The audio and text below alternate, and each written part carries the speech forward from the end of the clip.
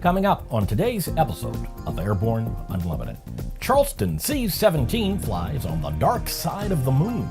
Falcon 8X business jets provision for EVAS Cockpit Smoke Protection. And Spaceport America facing funding woes.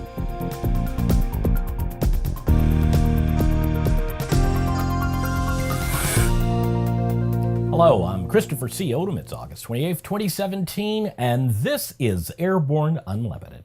An aircrew of reserve airmen from Joint Base Charleston, South Carolina, had the opportunity August 21st, 2017, to fly a routine C-17 Globemaster III training mission under not-so-routine condition, flying in the path of a total solar eclipse. During the standard training flight, the Air Force Reserve, comprised of the 317th and 701st Airlift Squadron members, practiced time on target tactics as they traveled along the Eclipse Shadow's path from just outside of Spartanburg, South Carolina, back to Charleston. They then met up with a KC-135 straddle tanker from the Ohio Air National Guard over North Carolina. With all their scheduled training tasks complete, they were ready to join up with the rapidly approaching Eclipse and make their way back to JB Charleston. The Eclipse Shadow was traveling at 1,488 miles per hour, while the C-17 was flying at 230.15 miles per hour. We had the very unique experience of flying because we were the only airplane from JB Charleston in the air during the eclipse, said Lieutenant Colonel Jason Williams, a 317th AS pilot.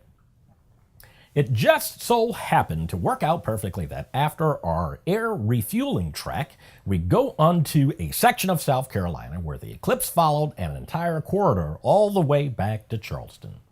We were in the eclipse about 2.5 minutes the entire time, Williams said. VisionSafe Corporation and Dassault Aviation have announced the approval of EVAS Cockpit Smoke Protection for installation on the Falcon 8X from the start of the line. VisionSafe's Vice President, Jonathan Parker, noted, "This is not just about the 8X. Dassault is expanding the Service Bulletin concept to include all the aircraft covered by the advisory and EVAS STC 7X, 8X, 900, 2000, and 50 series aircraft.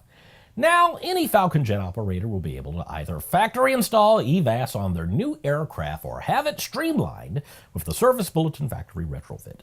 The patented emergency vision assurance system is fully FAA tested and certified to ensure pilot vision. In the presence of dense continuous smoke, with EVAS pilots are able to see the flight path and vital instruments, as well as read approach plates and emergency procedures. The ability to perform these functions in an environment of continuous smoke will make a critical difference to safety." After the break, Spaceport America faces funding woes. Progressive Aerodyne's Sea-Ray Adventure offers Rotax 912 power, a basic instrument panel, and radios. Fly it away for under $120,000. Visit searay.com for more details.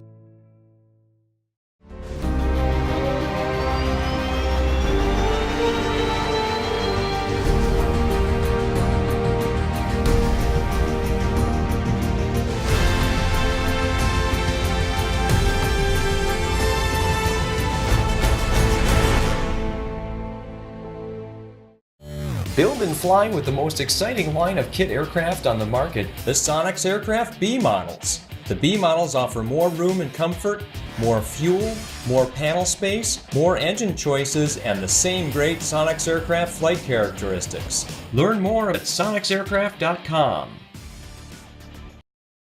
Welcome back. If you'd like to be a supporter of Airborne Unlimited, send an email to jim@aero-news.net. When ground was broken, and again when it opened, Spaceport America was hailed by its developers and the state of New Mexico as the only purpose-built commercial space launch facility in the country. But Virgin Galactic, which was the reason the facility was built, has still not fulfilled its promise of commercial space flights from the facility. And now some lawmakers and taxpayers are questioning their investment.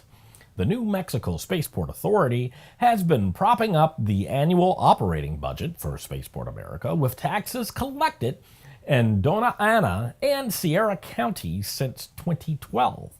Voters were told when they approved the tax that a quarter of the revenues collected would go towards education programs in the two counties.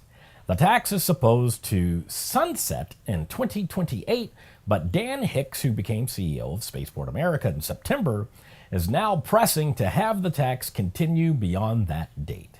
Hicks said that Virginia and Florida are spending millions in public money each year on commercial space projects, while New Mexico's appropriation for the Spaceport Authority has fallen from $994,000 2 years ago to $289,000 in the current fiscal year.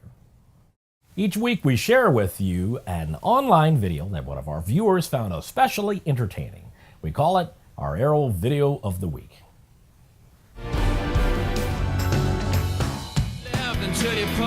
Final liftoff of Atlanta. The total solar eclipse was recorded as it passed the Nashville International Airport August 21st, 2017. Search B&A Solar Eclipse 2017 on YouTube. After these messages, ATC privatization not doing so well overseas. There's a difference between charting a steady course and pushing for the ceiling. And for nearly a century, Hartzell Propeller has been defining that difference. It's in our passion for engineering and research and our dedication to testing the limits of performance. We are built on honor. We are Hartzell Propeller. The Bristol Light Sport aircraft is what you are looking for. The Bristol is wider than a Cirrus, faster than a Skyhawk, offers more storage than a Husky, and comes standard with Garmin avionics. So what are you waiting for? Visit Bristol.com to find out how you can get into a Bristol today. With so much news coming out of the aviation industry, we're summarizing a few of those other great stories in a brief segment we call Around the Patch.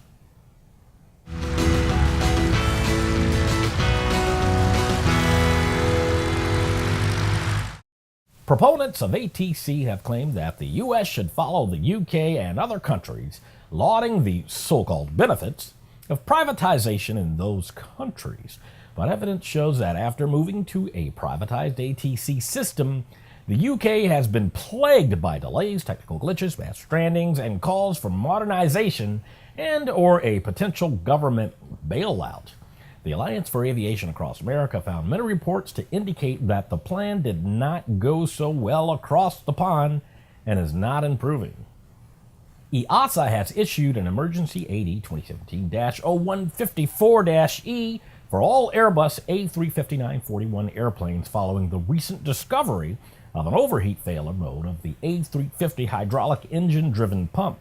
Such EDP failure may cause a fast temperature rise of the hydraulic fluid. This condition, if not detected and corrected, combined with an inoperative fuel tank inerting system, could lead to an uncontrolled overheat of the hydraulic fluid, possibly resulting in ignition and the fuel-air mixture in the affected fuel tank.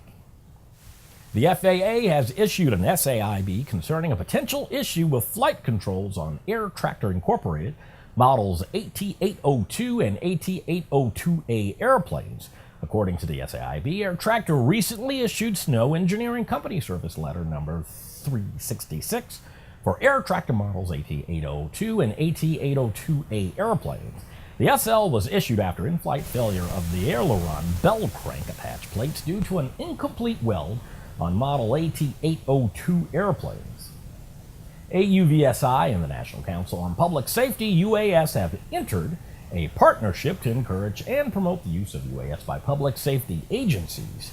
AUVSI and NCPSU will collaborate to create education and information programs and materials to facilitate the widespread adoption of UAS among first responders. Viking Air Limited of Victoria, BC, Canada, and Fiji Airways of Nadi, Fiji, have signed an agreement for 3 twin Otter Series 400 aircraft for use as regional commuters servicing Fiji Airways domestic routes throughout the island nation. An option for one additional aircraft will also accompany the deal. Well, that's it for today's trip around the patch. Now, let's get back to the rest of the news. Quadcopters in space. Dragonfly, a New Frontiers class mission concept that the Johns Hopkins Applied Physics Laboratory has proposed to NASA, would use an instrumented radioisotope-powered dual quadcopter to explore Saturn's largest moon, Titan. The moon is one of a number of ocean worlds in our solar system that hold the ingredients for life. This is the kind of experiment we can't do in the laboratory because of the timescales involved, said APL's Elizabeth Turtle, principal investigator for Dragonfly. Dragonfly would make numerous flights moving from one geologic setting to another. Titan's dense atmosphere and low gravity make flight easier than on Earth. Dragonfly would be powered by a multi-mission radioisotope thermoelectric generator, as there is insufficient light to use solar power efficiently. At each site, Dragonfly would sample the surface and atmosphere with a suite of carefully selected science instruments that would characterize the habitability of Titan's environment. Although the idea of exploring Titan by rotorcraft is not new, technological developments in the last 2 decades, sometimes referred to as the drone revolution, have made such a mission more feasible. Later this fall, NASA is expected to select a few of the New Frontiers mission proposals for further study. Final mission selection is expected in mid-2019. Well, that's our program for today. Remember that Airborne Unlimited stream daily, Monday through Friday, with additional breaking news bulletins for important stories that fall outside of our normal deadlines. If you're watching us on YouTube, please subscribe, and do check us out on Facebook and Twitter. Get comprehensive, real-time, 24/7 coverage of the latest aviation and aerospace stories anytime at aero-news.net. Keep flying. We'll see you tomorrow.